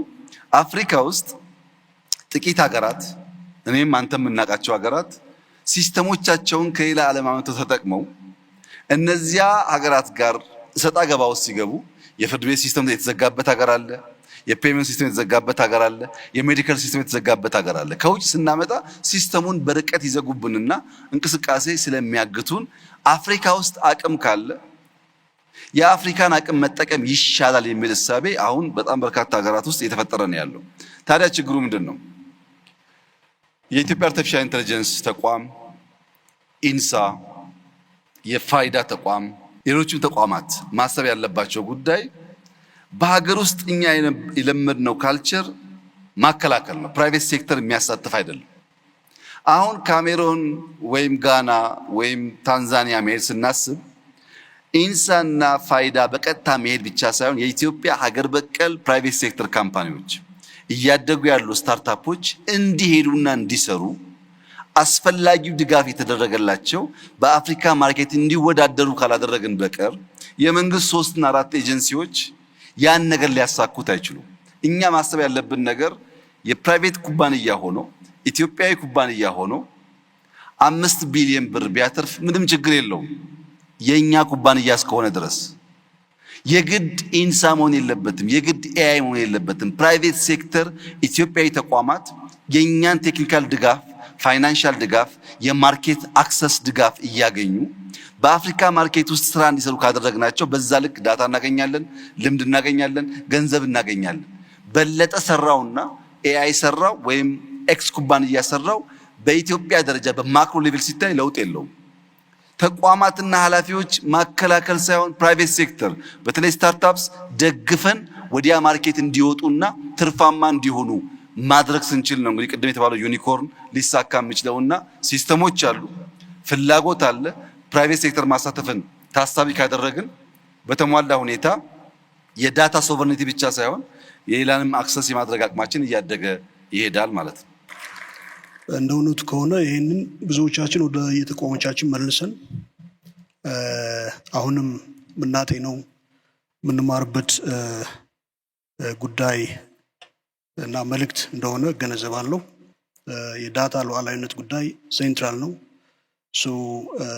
ተጋላጭነታችን ለመቀነስ አሁን በተባለው ልክ ኮንሺየስ ሆኖ መስራት ማልማት ይጠበቃል። የተማርንበት መልእክት ነው ለማለት ያህል ነው። አንድ 3 ጥያቄ ሰጣለሁ። በመጀመሪያ ክቡር ጠቅላይ ሚኒስትር በጣም አመሰግናለሁ ይሄ ድል ስለሰጠኝ። አብርሃም አሰፋ እባላለሁ። የጤና ፈርስት የቴሌ ሄልዝ ቴክ ካምፓኒ ኦነር ነኝ። ጤና ፈርስት ትንሽ ብሪፍ ለማድረግ የቴሌሜዲሲን ፕላትፎርም የዛሬ 1 ዓመት ተኩል ተቋቁሟል። እስካሁን ከ2000 በላይ የጤና ባለሙያዎችን ኦንቦርድ አድርጎ ከ10,000 በላይ ታካሚዎችን በተለይ ሩራል ኤሪያዎችን ሰርቭ ያደርገኛል። ራይት ናው አንድ እናት ከገጠር ጀምራ የምትፈልገውን የጤና ስፔሻሊቲ ዶክተር ባላት በዛች ትንሽ ስልክ አክሰስ ማድረግ ችላለች። አጠገቧ ባለ ፋርማሲ ኤሌክትሮኒክ ፕሪስክሪፕሽን እየላክን እዛ መድኃኒት ዲስፔንስ ማድረግ ትችላለች። አጠገቧ ባለው የላብራቶሪ ተቋም በሲስተም የላብራቶሪ ሰጥታ የላብራቶሪ ቴስት ወደ ዶክተሩ መላክ ችሏል። በዚህ መሰረት ሰዎችን ሰርቭ እያደረግን እንገኛለንና በተለይ የዶክተር አለ የሚባል አንድ ኢኒሼቲቫችን በቅርብ ላውንች ያደረግነው አንድ ገጠር ያለ ክሊኒክ ታካሚ ወደዛ ቦታ ሲሄድ የስፔሻሊቲ እጥረት ካለ ወደ ከተማ ሪፈር ያደርጉታል። ያን ከማድረግ ይልቅ ከጤና ፈርስት ከፕላትፎርማችን ላይ ስፔሻል ዶክተሮችን ኦንቦርድ በማድረግ በዛ ባለው ቀያው ባለው ክሊኒክ ውስጥ መታከም እንድትችል አስችለናልና ይሄን እየሰራ እንገኛለን። መንግስት ቢያግዘን ይሄን ጤና ፈርስት ፕላስ የሀገር ሀብት ነው፣ እኛ ጀምረነዋል። ስለዚህ መንግስት ይሄንን ተደራሽ እንዲያደርግ በተለይ በጤና ሚኒስቴር አዲስ ጤና የሚባል ተመሳሳይ ፕላትፎርም ተገንብቷልና እንደ ስጋት ነው። ምክንያቱም ኦልሬዲ ዊ ኢንቨስት አሎት እና መንግስት እዚህ ላይ 50 በላይ ሼር ኦን አድርጎ ቢሰራበት በጣም ደስ ይለናል።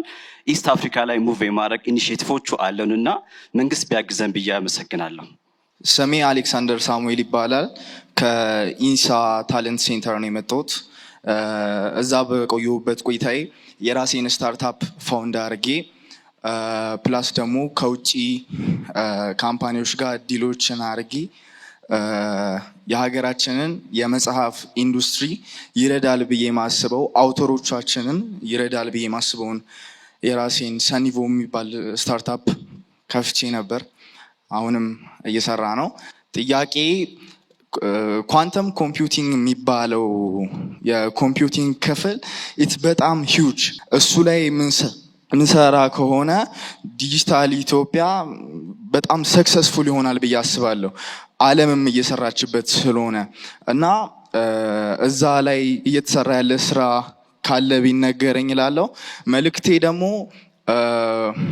እዚህ ያሉት ኢንስቲትዩሽኖች ኢንሳም፣ ኢትዮ ቴሌኮምም ኤአይም ብቻቸውን ዲጂታል ኢትዮጵያ 2013 ማሳካት አይችሉም። ሁላችንም አንድ ላይ በአንድ መንፈስ ዲጂታል ኢትዮጵያን በመፍጠር ካልተሰራ ማሳካት ስለሚከብድ ሁላችንም እንድንሰራበት እጠይቃለሁ ማለት ነው። አመሰግናለሁ። ሀዊ አቶ ሙሳ እባላለሁ። በኢትዮጵያ ቡናና ሻይ ባለስልጣን የአይሲቲ ስራ ክፍል አስፈጻሚ ነኝ። እንደ ሀገር ዲጂታላይዜሽንን በተመለከተ እኛም የቡናው ሴክተር ላይ በጣም ብዙ የሰራናቸው ስራዎች አሉ። ኢዩ ካወጣው ሬጉሌሽን አንጻር የሰራ ነው የቡና ዱካ መከታተያ ሲስተም አለን። ይህንን ሲስተም ላውንች አድርገናል። ይህን በተጨማሪም ደግሞ ከፋይዳ እና ከናርሌስ ከሚባለው በሚኒስትሪ ኦፍ አግሪካልቸር ጋር ካለው ሲስተም ጋር ኢንተግሬት አድርገናል። እንደ ዲፓርትመንትም እንደ ሀገርም ግን አንድ ጥያቄ አንድ ስጋት አለኝ። የመጀመሪያው ጥያቄ ምንድነው? ቡና ለሀገር ከሚያመጣው የሀገራችን የጀርባ አጥንት ከመሆን አንጻር ዲጂታሊም ብቻ ሳይሆን በተለያዩ መልኩ መደገፍ የሚገባው ሴክተር ነውና አሁን እዚህ ሁላችሁም የተለያዩ ሴክተሮችን ሰፖርት የምታደርጉ አካላት በጣም የናንተ ድጋፍ ያስፈልገናል። ኢንፍራስትራክቸሮቻችን እታች ስንወርድ ይሄንን ዱካ ለመከታተል ስራው ኢምፕሊመንት ሲደረግ ከአርሶ አደሩ ማሳ ጀምሮ ነው ይሄንን ስራ የምንከታተለውና ከኢንፍራስትራክቸር አንጻር ከ50% በታች ነው ልንል እንችላለን። ኢምፕሊመንት ለማድረግ ሬጉሌሽኑ 1 ዓመት ቢራዘምም በጣም ሰፖርት ያስፈልገናል። እሱ ላይ ድጋፋችሁን እንፈልጋለን። ሌላው ከዳታ ሶቨሬኒቲ አንጻር ደግሞ በሀገር በቀል ተቋማት እነዚህ ስፓሻል ዳታዎች እየተሰበሰቡ ነው ያለው which is good። ግን ይሄንን አስታካው ዶኔት የሚያደርጉ አካላት አሉ። ፕላስ እነዚህን ስፓሻል ዳታዎች ለመሰብሰብ ፍቃድ ያገኙና እነዚህን ዳታ እየሰበሰቡ ያሉ የውጭ አካላትም አሉ። እነዚህ አካላት ስፓሻል ዳታዎቹን በሚሰበስቡበት ወቅት ግን የራሳቸው ክላውድ ሰርቨር ላይ ነው የሚቀመጠውና ይሄ ደግሞ እንደ ሴክተሩ ሰው ስጋት ይሆናል ብዬ ማስበው ስለሆነ ትኩረት ቢሰጥበት ለማለት ነው። አመሰግናለሁ። አመሰግናለሁ ክቡር ጠቅላይ ሚኒስትር እንዲሁም የተከበራችሁ እንግዶች። ስሜ ቅዱስ ያሬድ ይባላል። የሀሳብ ኤአይ ፋውንደር እና ዋና ስራ አስኪያጅ ነኝ። 2 ጥያቄዎች አሉኝ። የመጀመሪያው ጥያቄ በኤአይ ኢንስቲትዩት በኩልም ሰፖርቶችን እያገኘን ነው፣ በዛ ማመስገን ፈልጋለሁ። ግን አሁን ወደ ፐብሊክ ኦርጋናይዜሽንስ ላይ የእኛን አይዲያዎች፣ የእኛን ፕላትፎርሞች፣ የእኛን ሶሉሽኖች ይዘን በምንመጣበት ጊዜ ዋት ኢዝ ዘ ሪስክ አፐታይት ኦፍ ዘ ገቨርንመንት፣ ያ ማለት ፐብሊክ ሰርቪሶች ላይ ኢምፕሊመንት ስናደርግ ሪስክን ወስዶ ያንን ኢምፕሊመንት ለማድረግ ያለው ሰፖርት ሲስተም ምንድን ነው? ኢምፕሌስ ያሉ ነገሮች አሉ። የስ ዊ ሃቭ ሲን ዳት። ፋይናንሲንግም ሊሆን ይችላል። ሰፖርት ዋይዝም ምን አይነት ሰፖርት ሲስተሞችን ዲዛይን ተደርገዋል? ይሄኛው አንዱ ጥያቄ ነው። ሁለተኛው ግን ዩዥሊ አይዲያ ሌቭል ላይ ያሉ አሁን የኛ ኤምቪፒ ነው፣ ኦልሬዲ ሶሉሽኖቹ አሉን። ሶ ይሄንን ነገር ኢምፕሊመንት አድርገን ፌይልድ በሚያደርግበት ጊዜ ምን አይነት ኢኔብሊንግ ሲስተሞችን ታስበዋል? አሁን ያለው ኢመርጂንግ ያለው መሬት ላይ ያለው ነገር ጥሩ ሆኖ ሳለ ግን ፌል ሲያደርግ ያን ሰፖርት ለማድረግ ምን እየተሰራ ነው የሚለውን ነገር 2 ጥያቄዎች አሉኝ። ሜቢ አንድ ልጨምር። ኤክስፓንድ ስለማድረግ ቅድም ተነስቶ ነበረ ከሀገር ውጪ። የእኛም ሶሉሽን ቬሪ ሱን ፕሮባብሊ ኢን 12 to 18 months የእኛን ኤአይ ሶሉሽን ወደ ሌላ ስዋሂሊ ተናጋሪ ወደ ሆኑ ቺቺዋ፣ ኖርዝ አፍሪካ ላይ፣ ሚድል ኢስት ላይ ላሉ ላንጉጆች ቴስት እያደረግን አሁንም ያለ ነው።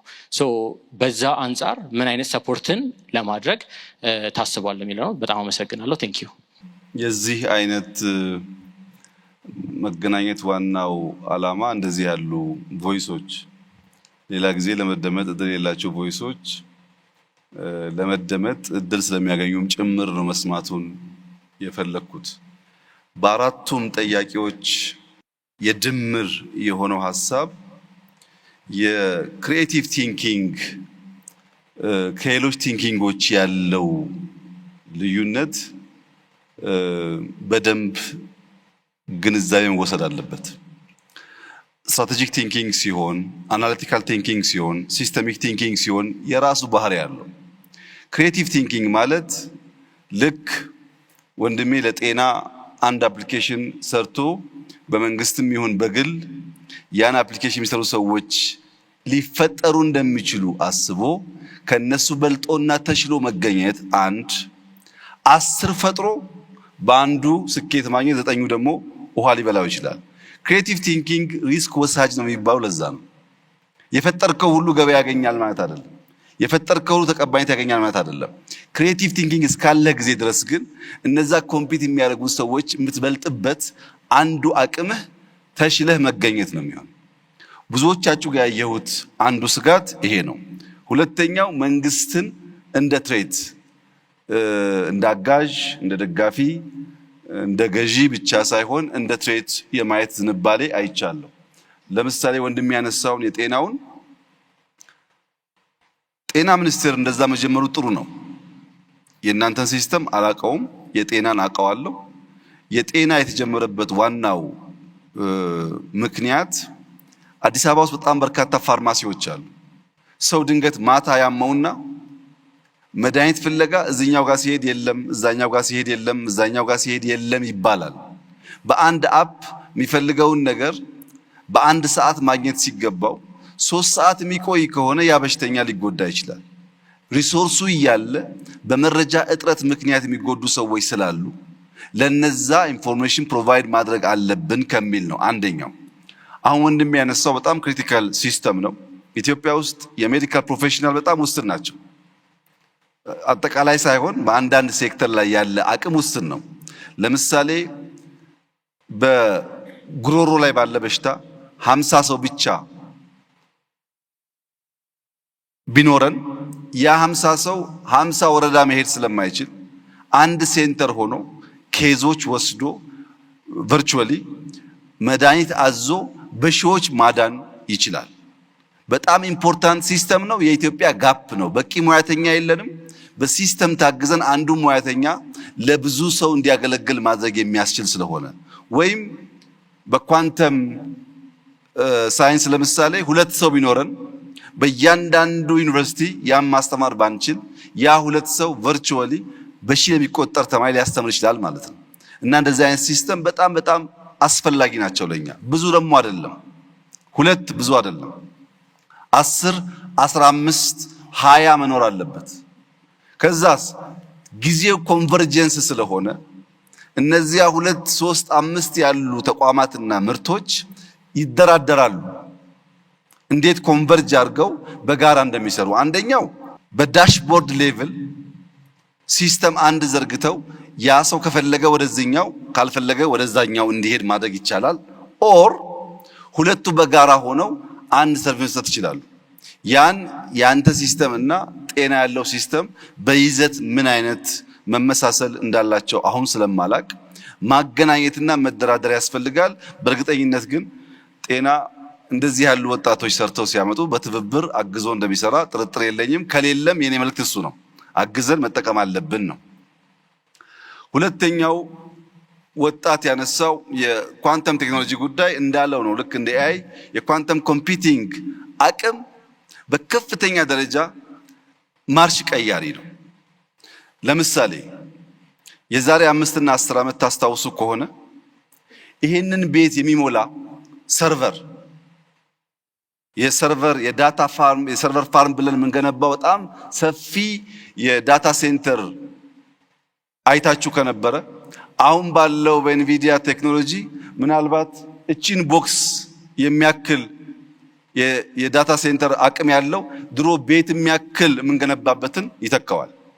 ሳይዝ ብቻ ግን አይደለም፣ ኮምፒውቲንግ አቅም አደገ ማለት አንድ ሳይንቲስት ለአንድ በሽታ መድኃኒት ለማግኘት ዳታ ሰብስቦ ፓተርን አናላይዝ አድርጎ መድኃኒቱን ለማውጣት ዓመት ቢፈጅበት ከሆነ በኳንተም ኮምፒውቲንግ እና በኤአይ በ5 እና 10 ደቂቃ ያንን አናሊሲስ ይሰራው ይችላል።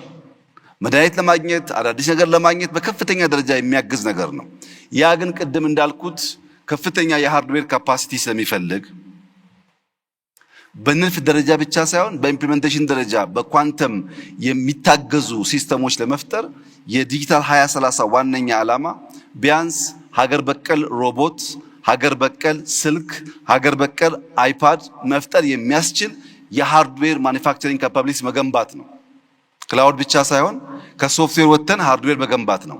እነዛ የሃርድዌር ሲስተሞቻችን የኮምፒውቲንግ አቅማቸው አድጎ ወንድሜ ወዳሰበው ደረጃ ለማድረስ እሱ እንዳለው የሁላችን ትብብር ያስፈልጋል። ተባብረን ከሰራን ኢትዮጵያን ማሳካት የምንችል ይመስለኛል። ሶስተኛው ከቡና ጋር የተያያዘው ጥያቄ እህት ያነሳችው በጣም ልክ ነው። ቡና አቴንሽን የሚፈልግ ለኢትዮጵያ በጣም ብዙ ሀብት እያመጣ ያለ ምርት ነው። ግን የኢትዮጵያ መንግስት ለቡና ሴክተር አቴንሽን አልሰጠም ወይ የሚል ጥያቄ ደግሞ በጣም ከባድ ጥያቄ ነው የሚሆነው። የዛሬ 5-6 ዓመት ኢትዮጵያ ከቡና ኤክስፖርት የምታገኘው ገንዘብ 700 ምናምን ሺህ ገደማ ዶላር ብቻ ነበር። ዘንድሮ ወደ 2.5 ቢሊዮን ዶላር ደርሰናል። ቡና እንደ ሌላ ጉዳይ አይደለም። ካልተንከባከብን፣ በጥራት ካልለቀምን፣ ካላጠብን፣ በዓለም ገበያ ካልተወዳደርን ከመሬት ተነስቶ 700 ሺህ 2 ቢሊዮን ሊገባ አይችልም።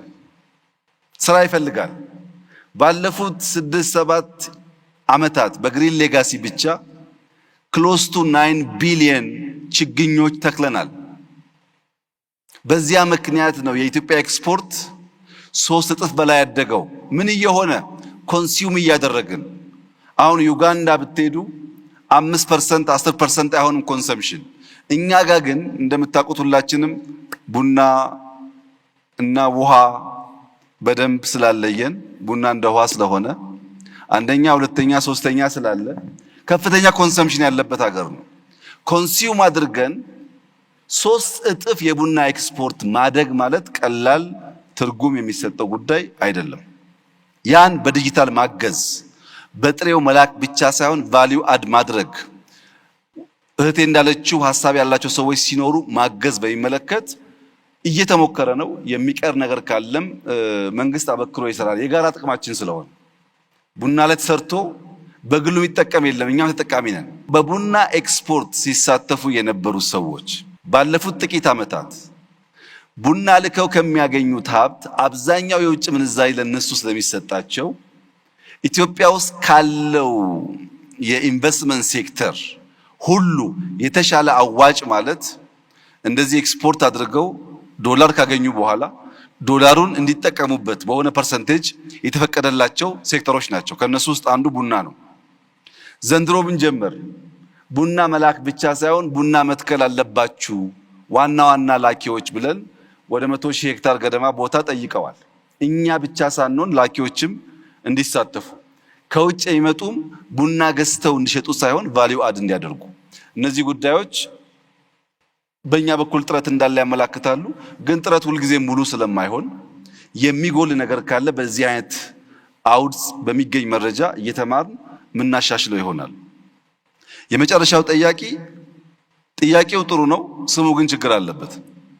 ቅዱስ ያሬድ ነው ያለው። ነጠብቄ የነበረው ሙዚቃ ፈጥሮ እንደሆነ ብዬ ነበር። እሱ ግን ኤአይ ፈጥሮ ያለው ወደ አፍሪካ ልወጣ ነውና መንግስት ምን ያግዘኛል ነው ያለው።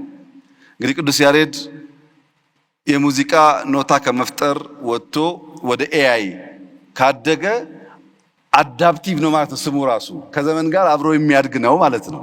ይሄም በጥሩ እናየዋለን። የኢትዮጵያ መንግስት ቅድም እንዳነሳሁት ከኢትዮጵያ ማርኬት አልፈው ወደ አፍሪካ ማርኬት ምርቶቻቸውን የሚወስዱ የቴክኖሎጂ ኩባንያዎች ካሉ በሙሉ አቅሙ ድጋፍ ያደርጋል። በሙሉ አቅሙ በገንዘብም የኛ የውጭ ጉዳይ ሚኒስቴር ዲፕሎማቶችና አምባሳደሮች ልክ መንግስት እንደሚያገለግሉት ቴክኖሎጂ ኤክስፖርት የሚያደርግ ግለሰብና ቡድን ካለ ኢኳሊ ሰርቭ ያደርጋሉ። ዋናው እንፈልገው ወጣቶቻችን ከዚህ ከጠባቡ ገበያ ቅርምት ወጥተው ወደ ሰፊው ገበያ እንዲደርሱ ለማድረግ ነው።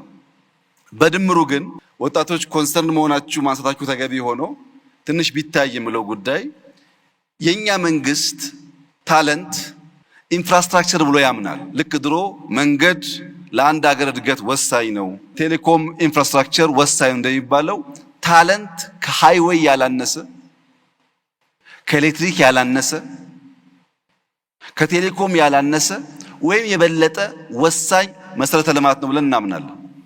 ይህም በማመናችን ምክንያት አንደኛ ሰመር ካምፕ የሚባል በአርቲፊሻል ኢንተለጀንስ በኢንሳ በመቶ የሚቆጠሩ ሰዎች በየዓመቱ ወደ ተቋሞቻችን ገብተው ተምረው እንዲወጡ ማድረግ የጀመርነው ታለንት ላይ ኢንቨስት ማድረግ መንገድ ከመስራት ጋር እኩል ነው ብለን ነው። ሶስተኛው ጥያቄ ምን አለ? የኢንሳ ታለንት ዲፓርትመንት ውስጥ የሰራውና የራሴን ፕሮዳክት ያወጣው ሰው ነኝ አለ።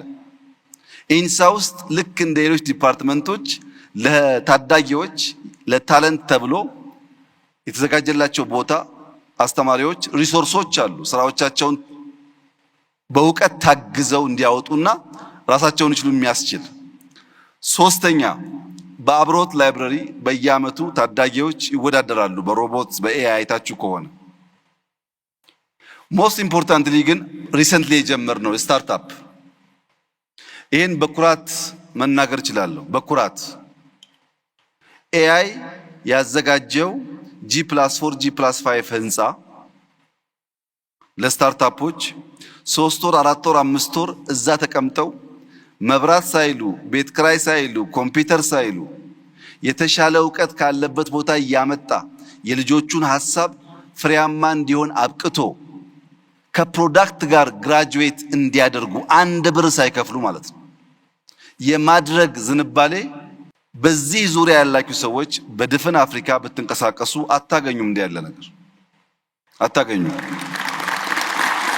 ለምንድነው የኛ መንግስት ፎቅ ሰርቶ ኮምፒውተር፣ ኢነርጂ፣ ኢንተርኔት አድርጎ ወጣቶች ከሐሳባቸው ጋር መጥተው እርስ በርስም ተገናኝተው ለመንግስትም አክሰስ ኖሯቸው ፕሮዳክታቸውን ይዘው ማርኬት እንዲወጡ የምናደርገው ያላችሁ እንደሆነ ኢንቨስትመንት ነው፣ ግን እንደ መንገድ ግንባታ ነው። ታለንት ኢንፍራስትራክቸር ስለሆነ ኢንቨስትመንት ነው፣ እንደ ቴሌኮም ግንባታ ነው። ለህዳሴ ቢሊየንስ ማውጣትና ለወጣቶች ታለንት ቢሊየንስ ማውጣት ሪተርን ኦን ኢንቨስትመንት የሚገኝበት ጊዜ ይለያይ ይሆናል እንጂ ሁለቱም ለኢትዮጵያ በሆነ ጊዜ ያወጣንባቸውን ሀብት ይመልሳሉ። ይሄን ታሳቢ ተደርጎ የሚሰራ ስራ ነው። ሶስተኛው ክሪቲካል ጉዳይ ዶክተር በለጠ ቢያዝ ጥሩ የሚሆነው የዛሬ 3 እና 4 እና 5 ዓመት የኢትዮጵያ መንግስት መስሪያ ቤት ማለት በወረቀት ክምር፣ በተጣሉ ፕላስቲኮች ክምር ገብቶ ለመውጣት እንኳን የሚያስቸግር ኤርጎኖሚክሱ የቆሸሸ የተበላሸ ነበር ታውቃላችሁ። ዛሬ ግን መንግስት የራሱን መስሪያ ቤት ብቻ ሳይሆን ስታርታፕ ብሎ በነፃ ያዘጋጃቸው ቦታዎች በየትኛውም መመዘኛ ሻል ያለ ፕራይቬት ሴክተር ሻል ያለ ኩባንያ ከሚያዘጋጀው የመስሪያ ቦታ ያነሱ አይደሉም። በጥራትም አቬል ሲደረግ ከጥራት ከኳሊቲ ጋር ጭምር ስለሆነ ማለት ነው። እነዚህ ጉዳዮች እንደ ጅምር ሙከራ ቢወሰዱ የሚቀርቡ አሉ። አዎ ሳንድ ቦክስ እኮ ያልነው ለሱ ነው። ሁሉን አውቀን አልጨረስንም። ጥርጣሬው አለ። ተዘግተን የኖርን ማህበረሰቦች ነን። ፕራይቬት ሴክተር ማገዝ ትክክል መሆኑን ገና አላመንም። ሳፋሪኮም እንኳን ሲመጣ ምን ያክል ተጨንቀን ነበር ትዝ ይላችኋል። ገና ነው። እየተማርን እንደ ቅዱስ ያሬድ አዳፕት እያደረግን ከሄድን እናንተ የምታነሳቸው ችግሮች ይፈታሉ የሚል እምነት አለኝ። የመንግስት ኃላፊዎች ግን ከምንሰራው ስራ እኩል ታለንት ላይ ኢንቨስት ማድረግ፣ እነዚህን ትናንሽ ስታርታፖች ወደ ዩኒኮርን እንዲያድጉ ማድረግ፣ ገበያ እንዲያገኙ ማድረግ፣ እንዳይጠፉ ማድረግ ድምር ብቻ ሳይሆን ድርብ ኃላፊነት እንደሆነ ማሰብ ያስፈልጋል። እነሱ ከጠፉ እድገት ስለማይኖር እነሱን የማብቃት የመምራት ጉዳይ የሁላችን ኃላፊነት እንደሆነ ቢታሰብ መልካም ነው ማለት እወዳለሁ። ክቡር ጠቅላይ ሚኒስትር እንግዲህ ከውድ ጊዜው ሰውተው በመካከላችን ተገኝተው የ2030 ስትራቴጂን ኦፊሻሊ ላውንች እንድናደርግ 2025ንም እንድንዘጋ እና ብዙ ይዘናቸው የምንሄዳቸው መልእክቶችን እንድናዳምጥ 2030ም ለተለያዩ ስቴክሆልደሮች በዚህ አዳራሽ ውስጥ ስለተገኙ እንዲሰርጽ ያደረገ እድል ስለሆነ ለዚህ እጅግ አድርጌ ማመስገን እፈልጋለሁ። እኔም አንድ ፐርሰናል ኢምፕሬሽኔን ወይም ትዝብቴን በዚሁ መግለጽ እፈልጋለሁ። እንግዲህ የዲጂታል ኢኮኖሚ ሽግግር እንዲሳካ ታለንት ያስፈልጋል፣ የህግ ማዕቀፍና ፖሊሲ ያስፈልጋሉ፣ ኢንፍራስትራክቸር ያስፈልጋል፣ ተቋማት ያስፈልጋሉ። እነዚህ ሁሉ ተሰናስለው ስራ ላይ ሲውሉ የዲጂታል ኢኮኖሚ ግንባታ ይፈጠራል፣ ሽግግርም እውን ይሆናል። ግን ደግሞ አንድ መሰረታዊ ፋክተርም ይኖራል። ክቡር ጠቅላይ ሚኒስትር እኔ አብሬ በቆየሁባቸው በዘለቁባቸው አመታቶች በጣም ኢምፕረስ ካደረገኝ ጉዳይ ውስጥ ለቴክኖሎጂ ያላቸው የቀረበ ቴስት እና ፕሮፊሸንሲ በእርግጥም ኢትዮጵያ ውስጥ የዲጂታል ኢኮኖሚ ሽግግር እንዲሳካ አንድ ልዩነት የሚፈጥር ፋክተር መሆኑን በዚሁ አጋጣሚ መናገር ፈልጋለሁ። ይሄ ትልቅ እድል ነው እና መመስገን ፈልጋለሁ። ይሄን ካልም በኋላ የመጨረሻ እንግዲህ ስንሄድ መልእክት ይዘን መሄድ መቻል አለብን። እንዳልኩት የተለያዩ ባለድርሻ አካላት እዚህ ተሰይመዋል። ሁሉም በየፊናው መልእክቱን ይዞ ሄዶ 2030ን እንዲተገብር ይጠበቃልና የመጨረሻ የመዝጊያ መልእክት እንዲያስተላልፉ ጋብዛለሁ። አመሰግናለሁ።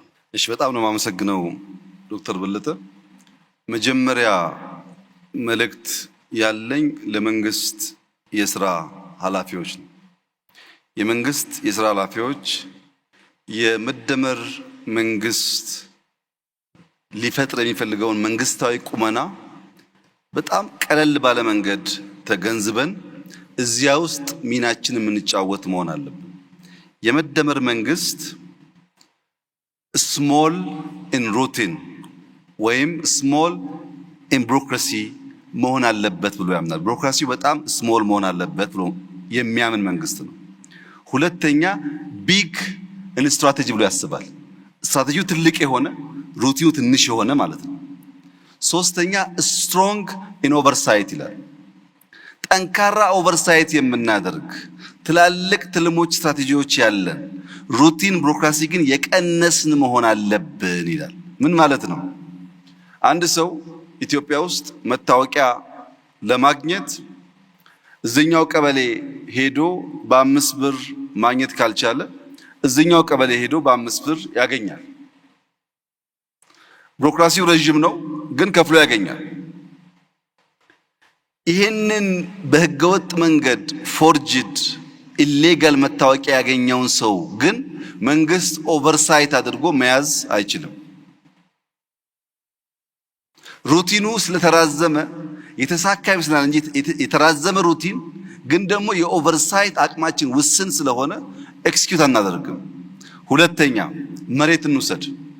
ያ ሁላችሁም እንደምታውቁት እስካሁን ባለው ሁኔታ ኢትዮጵያ ውስጥ ሰው የኢንቨስትመንት ሐሳብ ኖሮት ለመንግስት ተቋማት መሬት አፕላይ አድርጎ ማግኘት ማለት የምጽአት ጊዜ ለመጠበቅ ከባድ ነገር ነው። ቀላል ጉዳይ አይደለም። አንድ ሰው የኢንቨስትመንት ሐሳብ ኖሮት መንግስት ጋር ሄዶ መሬት ጠይቆ ማግኘት አይችልም። ኢሌጋሊ መሬት የወሰዱ ሰዎችን ግን መንግስት ኦቨርሳይት አድርጎ መያዝ አይችልም። ለመጣው አያስተናግድም።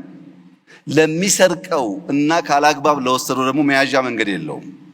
አንድ ምሳሌ ለማንሳት የጂኦስፓሻል ኢንፎርሜሽን የላንድ ኢንፎርሜሽን ሲስተም መገንባት በየከተማው ተጀምሯል። ከጀመርን ቆይተናል፣ አልተሳካልንም። ቅድም እህት ያለችውም ከውጭ መጥተው ያልተገባ ዳታ የሚሰበስቡ ሰዎች ካሉ ትክክል አይደለም።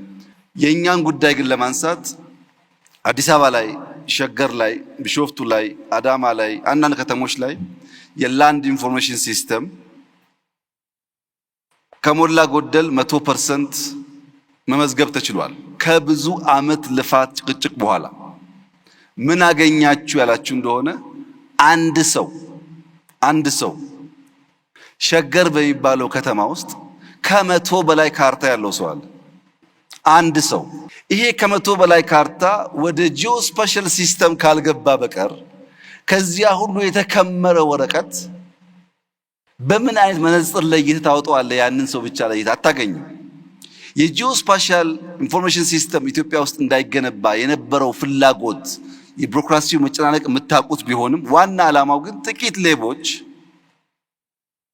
አላግባብ የወሰዱትን መሬት መንግስት ኦቨርሳይት ማድረግ እንዳይችል ለማድረግ ነው። አሁን ያሳካነው የት ነው? ወይ አዲስ አበባ ወይ ሸገር ሊሆን ይችላል። የተሟላ ዳታ ኤክስቼንጅ ከሌለን ይሄ ሸገር ላይ 100 ካርታ ያለው ሰው ቢሾፍቱ 20፣ ጅማ 30፣ ነቀምት 40 ይኖረው ይችላል። ማወቅ አልችልም። ዳታ ኤክስቼንጅ ካልተሟላ በስተቀር በእነዚህ ተቋማት መካከል ማግኘት አይቻልም። እና መንግስት ሩቲን ላይ ሳይሆን ፎከስ ማድረግ ያለበት ኦቨርሳይት ማድረግ ላይ መሆን አለበት። ትላልቅ ስትራቴጂ ያለው ኦቨርሳይት የሚያደርግ ሆኖ ሰው በቀላሉ ለምሳሌ አንድ ሰው አታሎ ፓስፖርት ቢያወጣ የኛ ሩቲን ቀላል በመሆኑ ምክንያት አውቶሜትድ በመሆኑ ምክንያት ሸውዶን ቢወስድ የኦቨርሳይት አቅማችን ጠንካራ ከሆነ ሳምንት አይገለገልበትም፣ እንይዘዋለን። ኦቨርሳይት ጠንካራ ካልሆን ግን ፎርጅኑን ለመከላከል የምንፈጥረው ቢሮክራሲ ስራ ያጓታል እንጂ መንግስትን ውጤታማ አያደርገውም። ሁለተኛ ሊደርሺፕ። እኔና ዶክተር በለጠ የተሰጠን ኃላፊነት ለመወጣት ቢያንስ 3 ነገሮች የምናሟላ መሆን አለብን። አንደኛ ዲጂታሊ መምራት የምናስብ መሆን አለብን። ዲጂታሊ ሳቪ መሆን አለብን። ዲጂታል ደግሞ ሲባል የዛሬ 10 ዓመት የነበረው ዌብሳይት ስታቲክ ነው። ዌብሳይት አለኝና እኔ ዲጂታል ተጠቃሚ ነኝ ማለት አይቻልም። ዳይናሚክ መሆን አለበት። አደባክ ኤአይ መኖር አለበት። ይሄን የሚያስብ መሪ መሆን አለብን። የዳታ ኤክስቼንጅ ኢምፖርታንስ የሚገባን፣ የኤአይ ኢምፖርታንስ የሚገባን፣ ዳይናሚክ የዳታ ሲስተም የሚገባን ቴክኖሎጂን የምንገነዘብና የምንመራ መሪዎች መሆን አለብን። አንደኛው። ሁለተኛው ስቱዋርድሺፕ አቲቲዩድ ቢልድ ማድረግ አለብን። ለምሳሌ ዶክተር በለጠ የሳይንስና ቴክኖሎጂ ሚኒስትር ሆነ እያገለገልክ ያለው እመነኝ እድሜ ልክ አይደለም። በአንድ ወቅት እድል አግኝቼ እኔም እዛ ቦታ ነበርኩኝ። በሌላ ጊዜ እድል ሳጣ ተወስዷል ያ ቦታ። እኔና ሳይንስ ያለን ታሪክ በዚያ በቆየሁበት ዘመን የሰራሁት ስራ ነው እንጂ አሁን መልሼ ላገኘው አልችልም። እያንዳንዱ ኃላፊ የተቀመጠበት ቦታ ጊዜያዊ መሆኑን አውቆ ሲያልፍ እንደሚቀር አውቆ ኃላፊነቱን በብቃት መወጣት ይሁነኝ ብሎ አስቦ ሊሰራበት የሚገባው ጉዳይ ነው። ሶስተኛው ፕራግማቲክ መሆን አለብን። ዓለም ቴክኖሎጂ እያለ ዓለም ኤአይ እያለ ዓለም እየፈጠነ እኛ ያንን ማድረግ ካልቻል እንቀራለን። ለምሳሌ የዛሬ 10 ዓመት የዛሬ 5 ዓመት ሮቦት ይሰራ ነበር ታውቃላችሁ። ሮቦት ሲሰራ ሃርድዌሩም ሶፍትዌሩም በብዙ ልምምድ አንድ ሰው ቁጭ ብሎ ነው እየሰራ የሚያዘጋጀው። አሁን ሮቦቶች በፋብሪካ ይመረቱና ስልጠና የሚወስዱት በሲሙሌሽን ነው። ሰው አያስተምራቸውም። ሲሙሌሽን አለ የሚያስተምራቸው። ድሮ አንድ ሮቦት አንድ ሰው የሚያስተምር ከሆነ አሁን 1000 ሮቦት ሲሙሌሽን ያስተምራል። ምን ማለት ነው? ሮቦት የምናመርትበት ፍጥነት አደገ ማለት ነው። እኛ እዛው ሮቦት መስራት ላይ ብንሆንና ሲሙሌሽን ማንጠቀም ከሆነ ቀረን። ወይም ድሮ ለኮዲንግ ኮሌጅ ገብተን የኮዲንግ ኮርስ ለሴሚስተር ወስደን አሳይመንት ተሰጥቶን ኤቢ ወስደን ፋይናሊ ሶፍትዌር ኢንጂነር እንባላለን። አሁንስ አንተ በቀን 2 ፈንክሽን የምትጽፍ ከሆነ ኤአይ በቀን 20-30 ሲስተም ይጽፍልሃል። ኮደር አያስፈልግም። የሚያስፈልገው ታለንት ነው፣ እንዴት እንደምትጠቀምበት ማወቅ እንጂ ኮድ መጻፍ አይደለም። ፕራግማቲክ ካልሆን አብረን ማደግና መማር ካልቻል ልክ እንደ ኢትዮጵያ ፖለቲካ እዛው 1960ዎች ከቆምን ነገር ይበላሻል። ዓለም ተቀይሯል፣ መቀየር ያስፈልጋል። የዓለም ሳይ ተቀይሯል፣ መቀየር ያስፈልጋል። ፕራግማቲክ መሆን ካልቻል የምናስበውን ነገር በፈለግነው መጠን ልናሳካ አንችልም። መንግስትና ሊደርሺፕ ሶስት ጉዳዮች አላቸው ካልኩ በኋላ እያንዳንዱ ዜጋ፣ እያንዳንዱ ወጣት፣ እያንዳንዱ ሰው ደግሞ መጀመሪያ ቢዩቲፉል የሆነ ማይንድ እንዳለው ማመን አለበት። የኛ ማይንድ ልክ ለእርሻ እንደተዘጋጀ መሬት ነው። ያን ማስተማር ግን የእያንዳንዱን ግለሰብ ፍቃድ ይፈልጋል። እኔ ራሴን ጭንቅላት ለማስተማር ካዘጋጀሁት ባስተማርኩት ልክ ይሰራል። ጭንቅላታችን ማስተማር ካልፈቀድና ካልወደድን ደግሞ ዓለም ሲሄድ እንቀራለን። ያ እንዳይሆን ይሄን ቢዩቲፉል ማይንድ በማስተማር ሁላችን ተባበር፣ በትብብር እንመን፣ በመደበቅ ሳይሆን በመተባበር እንመን። በኤአይ ዘመን መደበቅ የሚባል ነገር ስለማይሰራ እያንዳንዱ መሪ ፕራግማቲክ ሆኖ ተምሮ ጄኔሬሽን ለመፍጠር የሚሰራ ከሆነ እመኑኝ ኢትዮጵያ አፍሪካ ውስጥ የቴክኖሎጂ ጌትዌይ እና ለቴክኖሎጂ ምቹ የምትባል ሀገር መሆን ትችላለች። ያ እንዲሆን ግን እያንዳንዳችን ፈቅደን መማር፣ ለተማሩት ደግሞ አስቻይ ሁኔታ መፍጠር ያስፈልጋል። ያንን ካደረግን ዲጂታል 2030 ተአምራዊ ነገር ይዞ እንደሚመጣ ጥርጥር የለኝም። በ2036 በአፍሪካ ትልቁ ኢኮኖሚ የሚሆነው የኢትዮጵያ ኢኮኖሚ ነው። ይሄን ለማመን የሚቸገሩ በርካታ ሰዎች እንዳሉ እገምታለሁ። አልፈርድባቸውም። ለምን? ፕራግማቲክ አይደሉማ። አሁን ካለው ዓለም ጋር ራሳቸውን ለማስተማር ዝግጁ አይደሉም። ያ ባይሆን ኖሮ ዲጂታል 2025 ስንል ኢሉዥን ነው ያሉ ሰዎች ኢትዮጵያ ውስጥ 55 ሚሊዮን ሰው ቴሌብር ይጠቀማል ሲባል ሲሰሙ በጣም አስደናቂ ነገር ነው። ፋይዳ የሚባል ዲጂታል አይዲ የዛሬ 5 ዓመት 10 ሰው የሌለው ዛሬ 30 ሚሊዮን ሰው አለው ሲባል ተአምር ነው። 5 ሚሊዮን ኮደርስ ኢትዮጵያ ውስጥ እንፍጠር፣ ታለንት ላይ ኢንቨስት እናድርግ ብለን 2 ሚሊዮን ገደማ ማሳካታችን ሚራክል ነው። 2 ሚሊዮን ሰው በሚቀጥለው 3 ዓመት 2 ዓመት 5ቱን ካሳካን የብዙ አፍሪካ ሀገር ፖፑሌሽን 100% ሰው ዲጂታሊ የሆነ ነገር ማድረግ የሚችል ፈጠርን ማለት ነው። ለዚህ ነው በአፍሪካ አንደኛ ምን ሆነው ነገ ላይ ኢንቨስት አድርገን ነው። ዛሬ ባለው ሁኔታ ብቻ አይደለምና ተባብረን ኢትዮጵያን ከድህነት የምናወጣ ከችግር የምናወጣ መልኳን ውበቷን የምንገልጥ ሰርተን በታሪክ የምንታወስ ሰዎች እንድንሆን በመደመር እሳቤ በጋራ ሀገራችንን እንድናለማ አድራላችሁ ፈልጋለሁ። እጅግ አድርጌ አመሰግናለሁ። እጅግ አድርገን እናመሰግናለን። በጣም አድርገን እናመሰግናለን።